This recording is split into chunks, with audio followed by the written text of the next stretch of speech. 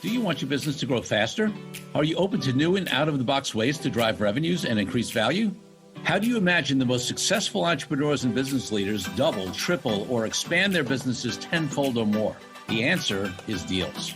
This is a weekly podcast featuring conversations with business owners, executives, and leaders as we reveal behind-the-scenes details that give you, our listeners, the confidence to pursue your own deal-driven growth. On the show, we discuss a huge variety of deals, everything from large, complex mergers and acquisitions to smaller deals that you can do even without significant capital. My name is Orrin Klopper, and I've been supporting deal-driven growth for businesses for 35 years as a successful entrepreneur, professional negotiator, and attorney. My goal is to help you strategize, plan for, find, and complete deals that will help your company grow faster. Welcome to the Deal Quest podcast. Let's get started.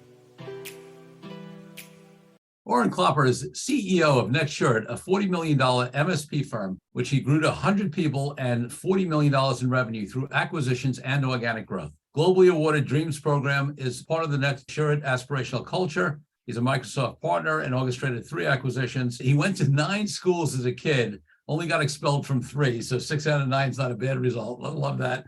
He enjoys swimming, traveling, and wine, which now a little pre-conversation, Orrin and I was saying that although this is a deals podcast and we'll stick to deals, we could speak an hour on wine, mainly red wine, but we won't go. So it's great to have you in the podcast. Welcome. Corey, thanks so much. So listen, before we get into your company and what you do and your bio and all these deals that you've done, I want to take you back to when you were a little kid growing up, maybe 8, 10, 12 years old. What did you want to be? Because my guess is the founder and CEO of an MSP company that has done significant acquisitions was probably not it back then, but you tell me. Yeah, I definitely went through a few different iterations of what I wanted to be. The first was a game ranger. I wanted to be a game ranger. So growing up in South Africa, you go to the bush or on safari and you have these guys that can track and they can just, that always inspired me. And then from there, I went to wanting to be a lawyer. That didn't last long though. And then as I was finishing my school and entering university, I thought, let me go and do an aptitude test to see what should I consider doing? Because I was thinking about either doing like an engineering degree or architecture. And it came back that I kind of should consider taking an entrepreneurial type journey. And that's not why I took an entrepreneurial journey and I ended up doing a BCom, but a game ranger, a lawyer, an engineer, an architect, and then I ended up being an entrepreneur. I love it. I love it. And one other question looking back, what was your first deal of any type that you can remember? It could be something small when you were a kid. It could be something early in your career. Whatever comes to mind. That was a deal. I actually looked for these doctors because I wanted to thank them. And I could actually only track one of them down that actually moved to New Zealand. There were these 4 vascular surgeons. And 2 of them operated out of one hospital and the other 2 operated out of another hospital. And we were doing some ad hoc IT type services for them. And they said to us, can you connect the 2 hospitals via a wide area network? And this was 1990. So it was probably 97, 98. Okay, so the technology that was available then was very different to what's available today. And I remember sitting with them actually in the hospital. It was actually at Sunning Hospital and saying, absolutely no problem. We can definitely do it. And I had absolutely no clue how we were going to do it. And we ended up approaching this very bright guy who did neural networking at our university engineering BSc course. We ended up using a Linux solution connecting the 2 hospitals. And at that time, the pervasiveness of real dedicated connectivity was not ubiquitous. Let's put it that way. And ISDN was the technology at that time. So basically, the way ISDN worked, it was a digital telephone line in a way, and it would connect instantly. And it was a way that these 2 offices in these respective hospitals could be connected. And at that time in South Africa, you paid for a minute of a telephone call, even if you were connected only for 1 second. Okay? What was happening was the server was pinging the phone line and the ISDN line was connecting between 20 to 30 times in a minute and dropping the connection. So they were being billed between 20 to 30 minutes worth of connection in a minute. So they ended up with the most exorbitant phone connectivity bill that you could ever imagine. So long story short, we managed to negotiate out of that. But the significance then, like there's this long list, Corey, and I'm sure you've got it too, of people that have taken a chance on you, who've opened a door for you or given you a chance, That doctor, one of them was Dr. Wright. So anyway, we got that because it wasn't very big. His daughter was at a school and we won that school's work. And that deal was the biggest deal we'd won exponentially. And that had all sorts of ripple effects. So that deal always stands out. And I'm so grateful to them. Love it, love it, love it. So in the bio, you said something that is a fundamental premise of this podcast, which is that you said you've grown to 40 million and 100 plus people through organic, well, it's actually said through acquisitions and organic growth, right? And one of my premises of this podcast, and the reason I started it was that I know so many people, I mean, certainly in your field, right? In the MSP field, managed services, tech, computer servicing, all that stuff. There are so many small players out there and they're constantly trying to grow organically and get more customers and clients, and they should, right? I always say that unless you're one of the tiny fraction of a percent of business that's started solely for the purposes of aggregation and acquisitions, if you're operating business, you need to know how to get a customer, a client, and another one, right? Organically through sales and marketing, networking, or whatever you want to do, advertising. Yeah. But so many companies in many industries, and certainly in your industry, that's the only way they do it. And there are many, many who are struggling to grow. And certainly as technology has shifted and changes and whatever, it's been a tough industry for some. The first thing I want to ask you is, before we even get into any of the deals you've done or whatever, talk to me about, one of the things I always talk about on this podcast is mindset, right? There's a different mindset between an entrepreneur and an employee. Again, no judgment, not one's better than another, know thyself, right? But I also assert there's a different mindset to be a deal maker. There are plenty of entrepreneurs who are not deal makers, right? And they might build very good business organically.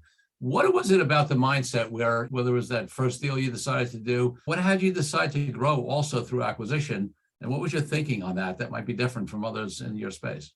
I think when I look back to the smaller initial acquisitions we did, they were reactive and opportunistic.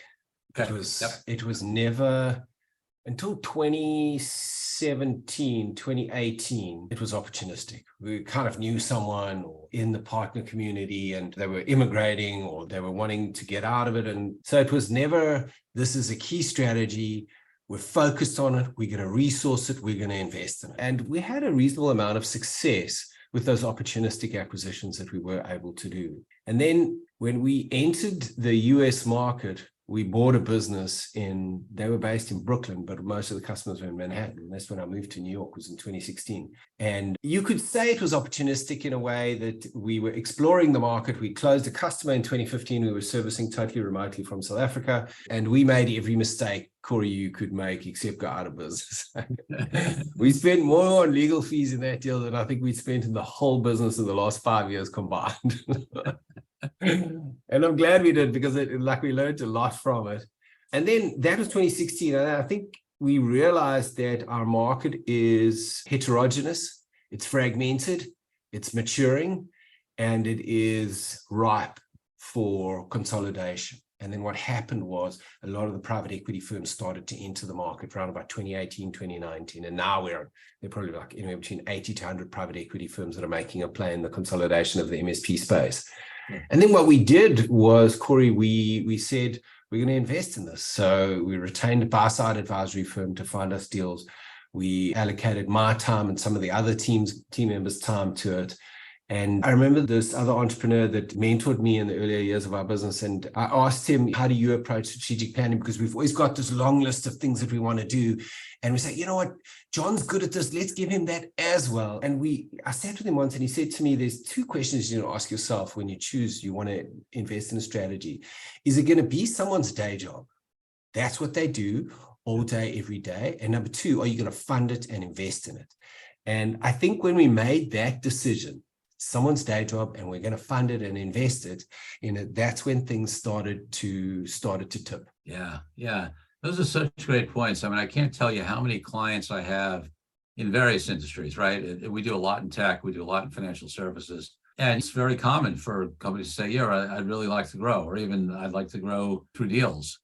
But there's a difference between that desire, right, and putting a strategic plan in place and dedicating time, resources, people, and money to it as a priority, and that's what, frankly, a lot of them don't do, but you chose to do that. Yeah, and I think the one thing that we've done recently is we've made an additional hire last year, and we hired a VP of corporate development. He came from the private equity investment banking world, and like I look now, so we've closed 4 deals. over the last 3 years. We have 2 in LOI right now. And we probably have another 4 that are warm and could move into LOI in the next, let's call it 3 to 4 months. And the way this guy's experience, and this leader, his name's Mike, in our team, he cleans up, he analyzes, he's consolidating. And that's just a further extension of actually hiring someone who's from the industry, knows and understands M&A, knows and understands the way a deal should be structured. So he's actually been wind in our sails, man. What an absolute pleasure. Who are your targets in terms of sort of size or demographic or psychographic? Obviously, some people are doing deals with folks that want to retire and get out of the business. Some people are doing deals with people who just want to come and stay and continue to grow. Some of those deals on who you target. Yeah, sure. So one of our key things is that we want leaders, Corey. And if we're going to acquire a business, we really want to keep the key leaders. So I think the exception to that could be if we're in a region, we've got a very strong office and we maybe know the business and for a long time, and that key leader wants to move on. That's something that we might consider. But our core sort of acquisition profile is the entrepreneur wants another chapter in their journey. They have a growth mindset and they're not looking to exit. So that's probably one of the key priorities. The second one is from an EBITDA perspective, we're looking at MSPs anywhere between $500,000 to maybe sort of $2 to $3 million worth of EBITDA. That's kind of the range of EBITDA that we're looking at. We're looking for MSPs that have at least 60% recurring revenue in their business. And then we're looking for MSPs that have a strong people orientation. So their people and their culture is really, really important because that's one of the ways in which we've been able to scale and grow. We know if we can find and keep great people, then the rest follows. So we kind of try and figure that out early on to be able to see, is it a people-oriented culture? Because you have some successful businesses that are not as people-oriented and they kind of almost believe that, look, work life and personal life are totally separate, whereas we're more kind of, well, we think it's inextricably linked. And then Microsoft, we're predominantly a Microsoft business. So we have a lot of Microsoft skills and the customer base we service is predominantly using Microsoft technology. So those are kind of the key criteria. I mean, our strongest presence is in the Northeast. We closed a deal in Maine at the end of May. And then some of the opportunities we have in LOI are actually, one is in New Mexico and the other is in Washington. So we're looking across the US. Our BHAG, our big, hairy, audacious goal is to build one of the best MSP platforms in the US. Love that. Love that. So you alluded to a little bit before when you said entrepreneurs are looking to go to the next level, but I want to drill into this a little bit more because we talked about the fact that, first of all, you have to come to this conclusion that you also want to grow through deals. Second of all, you've got to put dedicated time, resources, money. But then the next thing is, especially as additional buyers have come to the space, PE money has come to the space, that kind of stuff, the good opportunities, sometimes there's competition for them. And so one of the things I always talk to my clients about is when they say, hey, I'd really like to acquire, and even if they were to take resources, I always say to them, well, what's your value proposition, right? To these folks, like you have a value proposition out to your customers. You also have to have a value proposition that is attractive to these entrepreneurial firms for them to join you. And again, you spoke about it generally, mentioned next level, but I'd love you to drill into that in terms of what's the value prop? Why, if I'm running a reasonably successful MSP, whatever, would I want to hook up with you guys? Yeah, for sure. So I think in any MSP that is considering this, there are a few key things in their mind. And I suppose any other MSP on the strategy, they're thinking about these things as well. So in no particular order. So I'll kind of talk within the business and then I'll talk externally. So the first thing is they want to find a home for their people. Okay. Yeah. And a lot of times these MSPs have had team members that have traveled this journey with them 5, 10, 15, 20 years. They want to make sure they sell their business that their people are going to be looked after. So that's the one thing from an internal perspective. Secondly, they want to find a home for their customers and they want to be certain that the acquirer or the company that they're going to be joining will be able to look after those customers. So a certain level of sophistication of operations and quality of service. And then the third thing is economic value. They want to know that they're going to realize fair to great economic value. So when I look at the aspirations of our culture, where it's supporting the dreams of the doers, when we came up with that, Corey, it actually came out of an EO program that I did at MIT, that EMP program. It was called Birthing of Giants at the time. Back then, yeah. And then we kind of carried on after that. We did something at Stanford, and then Simon Sinek came and did a session with us as well. And that's kind of where our supporting the dreams of the doers came out. And when we came up with that, the thinking was primarily and firstly for our people, we want to have a culture where people feel they can do truly great work, but they can be balanced in their lives. And then secondly, we felt the next piece of that is we want to have an impact on our customers' lives. We want to have an impact on their strategies, objectives, goals, and dreams. Yes. So this purpose just fit perfectly. But what has happened is we leaned, and that's supporting the dreams of the doers. We came up in 2010. And now our purpose of supporting the dreams of the doers is resonating with the MSPs we are wanting to join us on the journey, because it's not a gimmick. Yeah. We've been doing dream books for 15 years. So it's not like something we're just using as a clever idea. So I think the aspirations of our culture, and I always use the word aspiration because it's not perfect. We have times where we're struggling on certain elements of our culture, but overall, the aspirations of our culture, I think, are resonating with these entrepreneurs that are considering a next chapter, not only for their own life, but for their people. We have a sophistication of operations. I think they can see that their customer base is going to be cared for. And then I think one of the key parts of our value proposition from an economic perspective is that we're doing market-related valuations, but what we're doing that I believe is differentiated from some of the other acquirers and consolidators in the market is that we're totally privately held. Okay, so those that are able to join us in this chapter, it's pre our first liquidity event. So I think just the pure economics of that, one would be able to understand that there's a fair chance that on a 30% equity roll, they're probably going to get paid much more than the cash portion they got, and possibly the entire valuation. So that's really where I think there's also this perception when I talked to, and I was actually with an amazing entrepreneur earlier. We actually went for a walk, and then we came back, and then actually we were in the parking lot, and he was going to come in, and we were going to carry on talking. And I looked at my watch, and it was like 15 minutes before we were due to start chatting. So and the time got away with me. I'm glad I had a look. But there is a perception in some of these entrepreneurs that the moment this happens and they do carry on, they're just going to be grinding, and they're not going to have balance anymore. They're not going to be able to take holidays when they want to.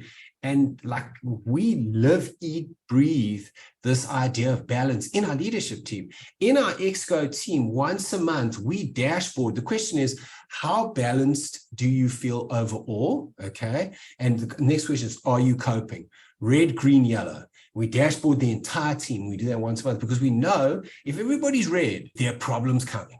There's problems coming, balls are going to be dropped, and we're not going to be able to do what we need to do. So that's the other thing that we look. I mean, end of the day, we're not a lifestyle business. So if someone's only working 2 hours a day, that's going to change.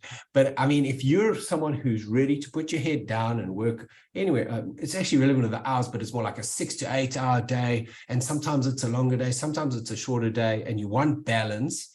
That is what we believe we can deliver on. Love it. Let's take a break from the show for a minute so I can invite you to a new way to determine your deal readiness. I created a fast and easy assessment that will determine exactly how deal ready you are. Once you complete the assessment, I use your responses to identify the obstacles that are holding you back from being a deal-driven growth genius.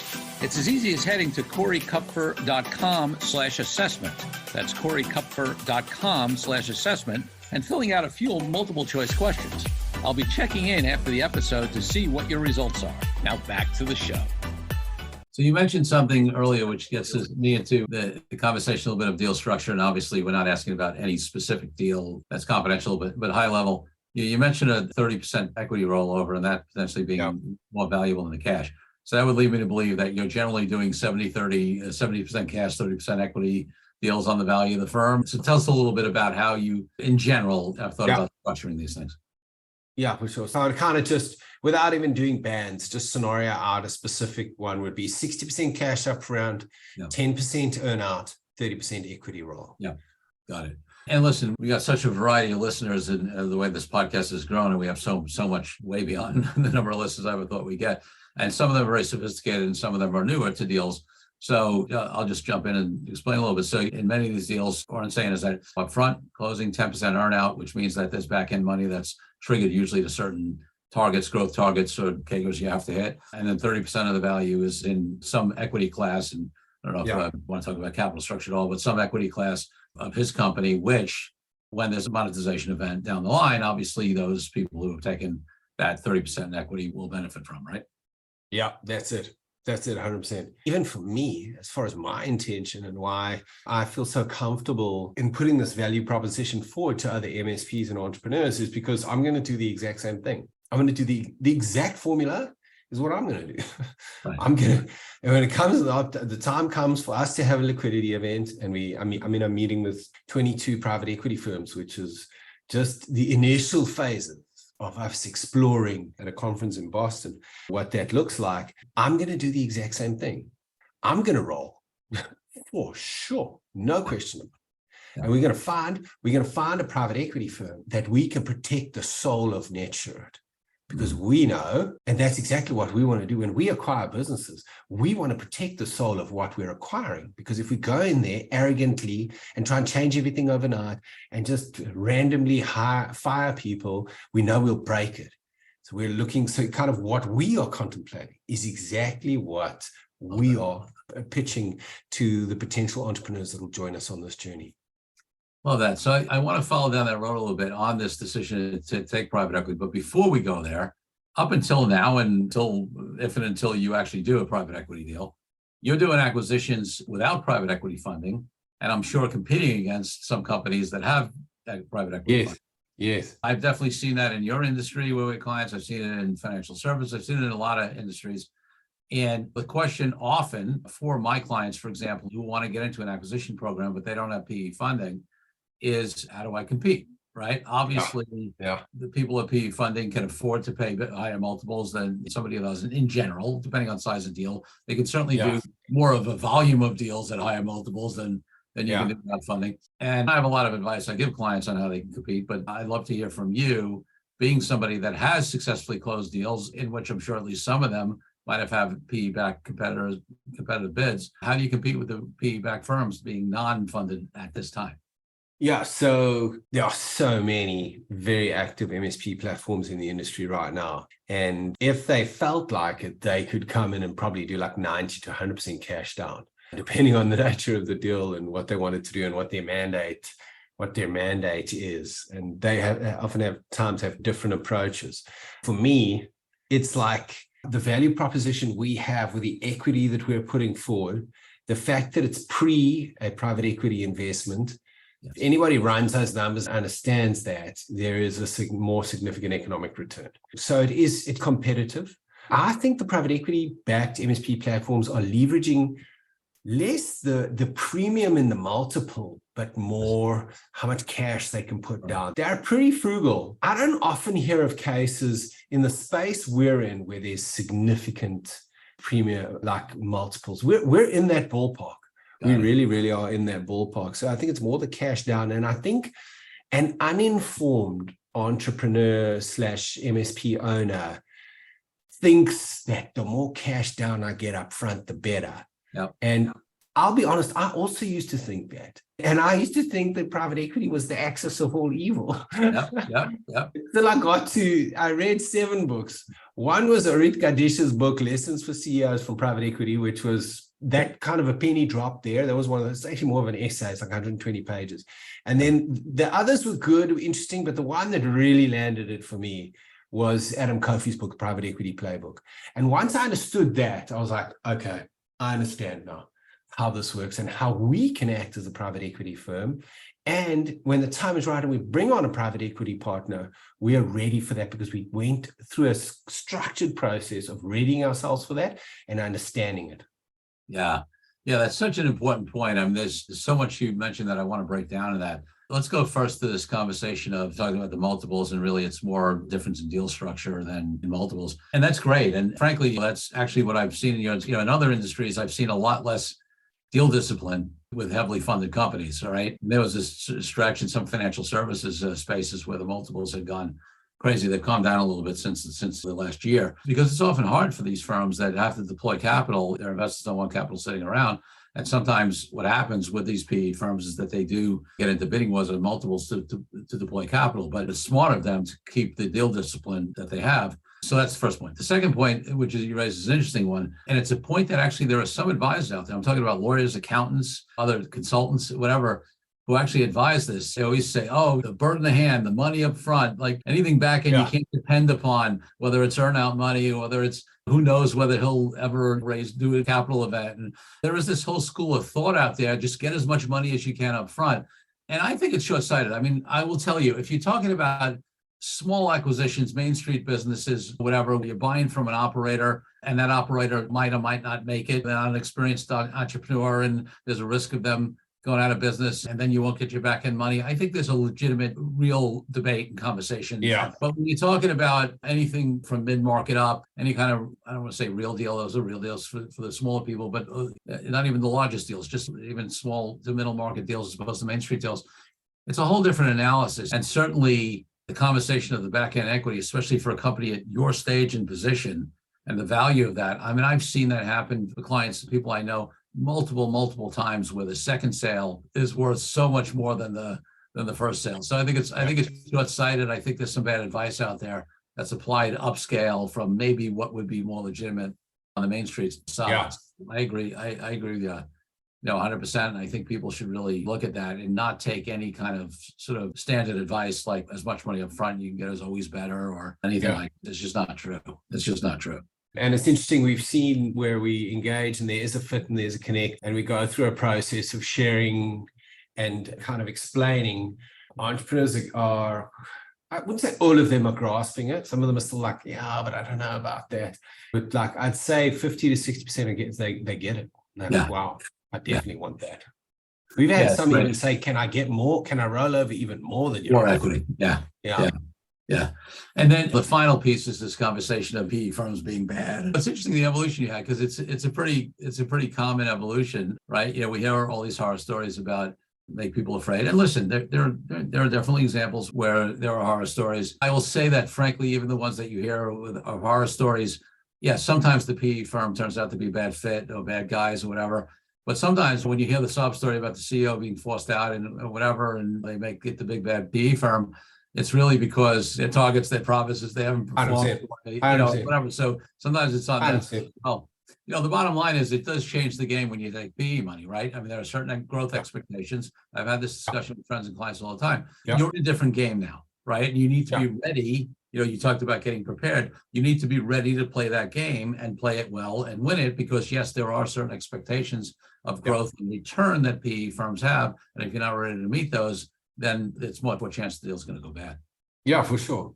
And I think there are a couple of pieces where my opinion of PE has changed so radically. On the first side, I've such an emotional connection to this MSP industry. I've basically, this is what I've done my whole adult life. And there are so many other entrepreneurs like us that have dedicated their adult lives to this. And because the PE industry now have decided they want to consolidate this market, all of these entrepreneurs, there's an economic force which is driving the valuations and driving the fact that they can potentially exit with a very fair to good valuation, and it can be transformative in their life. So from that perspective, it's a very, very good thing. And then we've run the business, Corey, in a way that's kind of, we do strategic planning. The budgets follow strategic planning. That then goes into balanced scorecards where we performance measure. And I've been measured, and everybody in our leadership team has been measured against budgets for probably over 20 years now. And when we're behind, it comes into Exco, we talk about it, we come up with a plan to turn it around. And that's how any good business should run.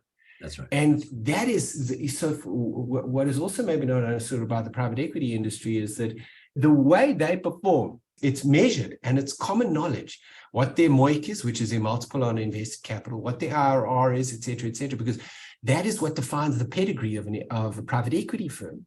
So if they're firing a CEO, okay, they've got to protect their ability to perform. They're not doing that because they're evil, but if that CEO is delivering, and the last thing they want to do is replace someone unnecessarily.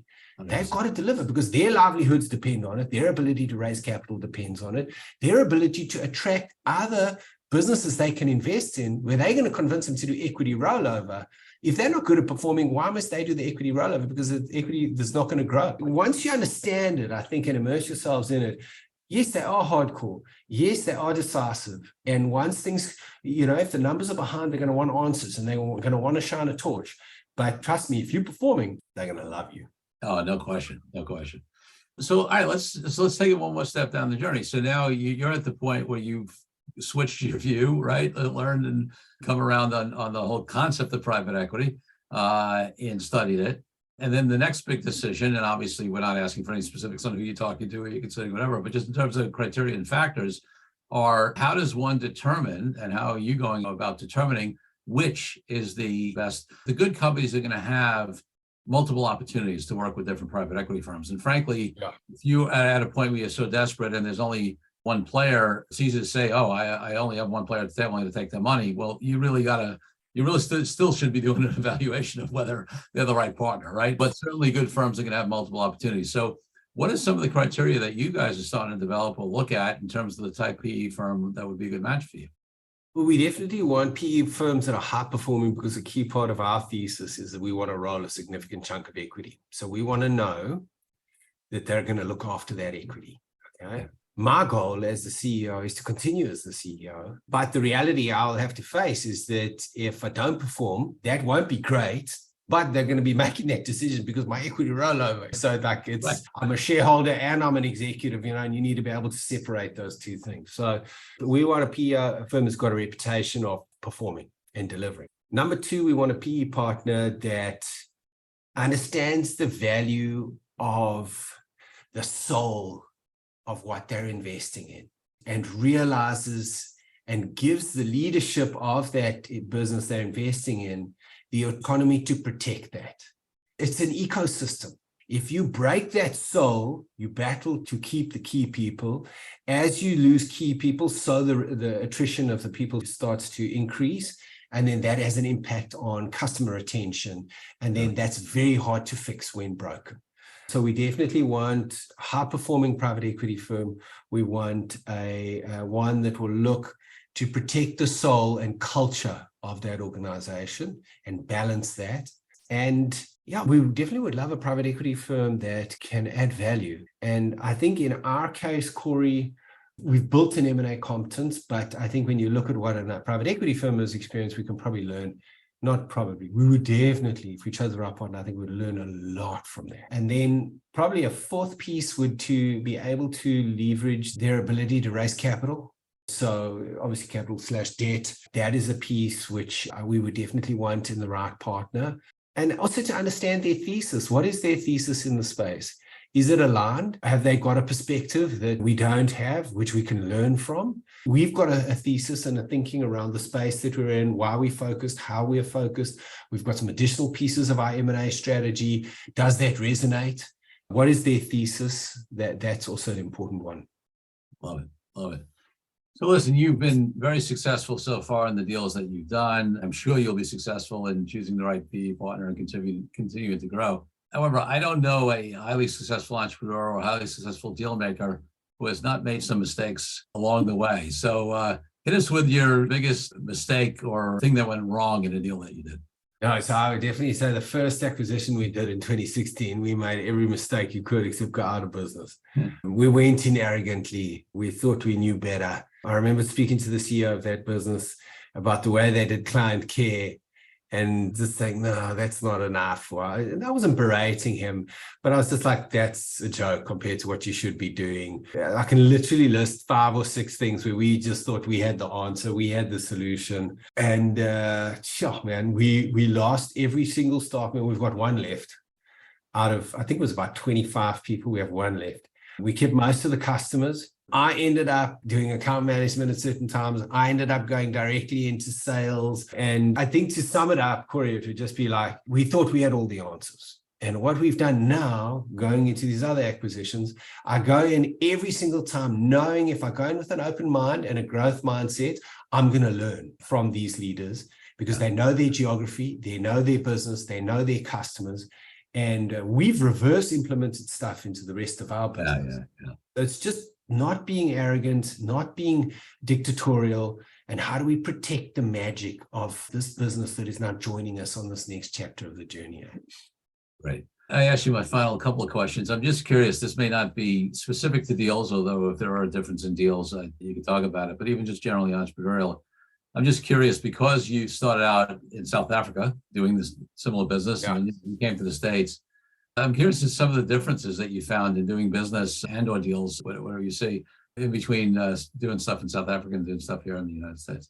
Yeah, good question. It's definitely a significantly smaller market. The one thing that is interesting is that if I were to generalize, the MSP entrepreneurs we speak to in the US versus the MSP entrepreneurs we speak to in South Africa, the MSP entrepreneurs in the US seem to be more aware of what is a realistic valuation, what does a potential deal look like. Whereas because there's less deal flow in South Africa, there is this kind of sometimes illusions of grandeur that $1 million EBITDA business is worth $30 million. So that's the one thing that I've definitely seen, but also a lot of similarities. Obsessed with their customers. They deeply care in general about their people, a lot of similar technology platforms, a lot of similar challenges. Because what's happened in the MSP industry, interestingly, Corey, and why there is a lot of activity from a deal perspective is it's become unbelievably competitive. Yeah. So what 10 years ago for an MSP to get a new customer was not a very difficult thing. Now you're competing against so many other MSPs. So it's a red ocean. Yeah. And that's one of the things. And that's similarly, and I know MSPs in Australia, I know MSPs in the UK, it's competitive. And that's what's part of what's driving the market consolidation as well. Yeah, no question. Anything else that you want to touch on before we go to the final two questions in terms of what you see in the marketplace or around deal lessons or anything we haven't covered that comes to mind that you'd like to share? For sure. Like something that I definitely learned, and if I think as an entrepreneur in the beginning, how we looked at lawyers was also like a little bit of the axis of evil, like, all we're going to do is overcharge us. And I remember in the early days, we just started up a law firm, and then the lead partner meant to reply to the lawyer that was considering taking us on. And he replied saying, because I'd said, look, there's a clause in the agreement here which says you can bill 3 hours even though it took you 30 minutes because you thought it was 3 hours worth of work. That's not what it said, but if you read it properly, it gave them the liberty to do that. So I emailed Ricky and I said to her, listen, like, what about this clause? So the partner mailed her back, but included me and said, these guys are going to be more work than they were. That's where my perception of lawyers started, a very negative place. Like, if you're going to go into M&A, whether you're buying businesses or whether you're selling your business, get a great lawyer, okay? Make sure you get the right legal advice. And I'll just add a little bit of elaboration on that, and I'll be succinct. I'm not talking about someone that's going to over-lawyer it, because you can get that, and you're going to waste money, okay? But get someone that's had actual experience at this. It's actually done. So someone that handles your contracts and the odd labor issue or employment issue is not the same person that's going to do a deal for you. So find someone who's had the actual experience, get someone good, but be careful of finding someone that's going to over-lawyer, because you can literally spend 4 to 5 times what you should. Yeah. Listen, I'm a lawyer that does this stuff, and I agree 100% with everything. Yeah. You just said. So if people want to find out more about your business generally, or maybe they're a candidate looking to be acquired, whatever it is, how do they find out more about it? Yeah, so they can go to our website, netsurit.com, and have a look, see kind of, you can get one feel for us there. You can go into LinkedIn. You can reach out to me there. You can also get a feel for NetSurit there. Yeah, and if you wanted to, say you were an MSP entrepreneur and you wanted to speak to some of the other MSP entrepreneurs that have joined us on our journey, I'd connect you with them. Because that's the way, and I don't need to be in that call. That's the way to get an honest view of how it's been. And then, yeah, you can email me directly, or you can phone me directly, whatever you prefer. I can give my email address on it if you want to post it when you post this, Corey, or I can give it to you now, whatever you prefer. Yeah, you can give it, but it'll also be in the show notes. But yeah, so you can email me. It's Orrin, ORRIN, at netsurit, netsurit.com, or you can phone me or text me on my mobile, which is 917-517-7763. And again, folks, if you're driving or whatever, all that stuff will be in the show notes. That way you can connect with Orrin. Orrin, my final question on the podcast is always about my highest value in life, my highest ideal, which is freedom. And for me, that means everything from freedom around the world, from people, everybody from oppression to why I've been an entrepreneur for decades and haven't had a boss and and don't plan on having one. What does freedom mean to you, and how does it impact your life and business? Oh, what a great question. Yeah, I think being a dad and realizing as my daughter was born, she's 3 now, I realized I've got no clue what I'm doing. And I then read the Montessori book, and she spoke about how all these young kids want, even at the early age of 1 or 2 years old, is they want some level of autonomy. They want to put on their socks and choose the dress that they want to wear, or even if it's freezing outside and what they want to wear is different, they just want to feel like they made that decision. And I think for me, that idea of freedom for me is that I have the ability to make the decisions I want to in my life, that we've got a culture that people feel free to make the right decisions based on what they think is right for the business and what is right for our customers. And then I even look at my check-in that I do for my EO forum every month. It's a rating around sort of social impact and that. And I think about our dreams program and how people put their goals and dreams in there, and our culture and the way we've programmatized it supports people in achieving their goals and dreams. And I think it's going to sound sort of corny, but I feel like there's a spiritual freedom in that for me, that we've created an environment that encourages people to focus on what they really want in their life. And I love that. And it's part of why I love going to work. And it's part of what I love about our culture. Great. Orrin, thank you so much for being a great guest on the DealQuest podcast. Thank you, Corey. Thank you very much. Thank you for joining me on this episode of DealQuest, where we help you understand how deal-driven growth can be your ticket to freedom. I want to invite you to a unique way to tap into the wisdom and experience of the DealQuest community. Join the DealQuest Deal Den Zoom calls, a free monthly 90-minute mastermind. In the mastermind, we address all the challenges you may be facing and help support you with the opportunities that may arise in terms of deal-driven growth. You will get input not only from me, but all the members on the call will collaborate and serve each other in a mastermind format. To sign up for the free mastermind, go to www.coreykupfer.com/dealden. That's coreykupfer.com/dealden. I'll see you there. I'm Corey Kupfer. Until next week, wishing you the freedom and financial prosperity that I know your DealQuest will bring.